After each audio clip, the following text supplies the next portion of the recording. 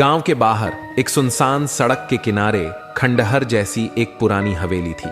लोग कहते थे कि वहां जाने वाला कभी वापस नहीं आता, लेकिन यह बस अफवाह नहीं थी, क्योंकि जिसने भी उस हवेली के अंदर कदम रखा वो या तो पागल हो गया या फिर उसका कोई अता पता नहीं चला। राहुल एक चालाक और बेईमान युवक था। उसे पैसों से बहुत प्यार था और उसे इस बात से कोई फर्क नहीं पड़ता था कि वह उन्हें कैसे कमाता है। जब उसने सुना कि हवेली के अंदर लाखों की दौलत छिपी है तो उसका लालच जाग उठा। गांव के बुजुर्गों ने उसे रोका, लेकिन उसने किसी की बात नहीं मानी। रात के अंधेरे में राहुल हवेली में दाखिल हुआ। अंदर घना सन्नाटा था।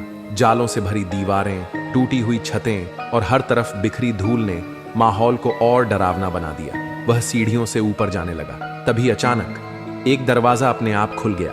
राहुल ने देखा कि कमरे के बीचों बीच एक पुराना संदूक पड़ा था। उसकी आंखों में चमक आ गई।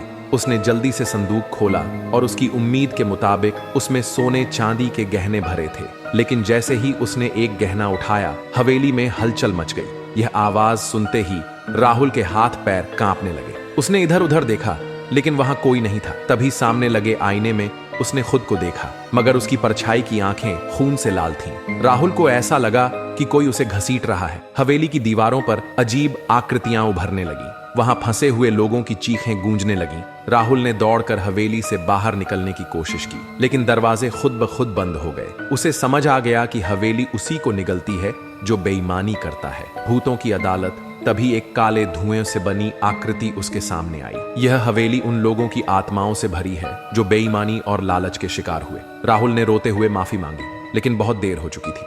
हवेली ने उसे अपने अंदर समा लिया। अंत और सबक।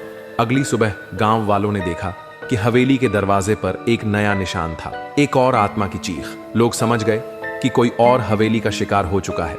इस कहानी से हमें यही सीख मिलती है कि लालच और बेईमानी का अंत हमेशा बुरा होता है। अगर आपको ऐसी ही और डरावनी कहानियां चाहिए तो हमारे चैनल को सब्सक्राइब करें और वीडियो को लाइक करें। अगली कहानी जल्द आ रही है।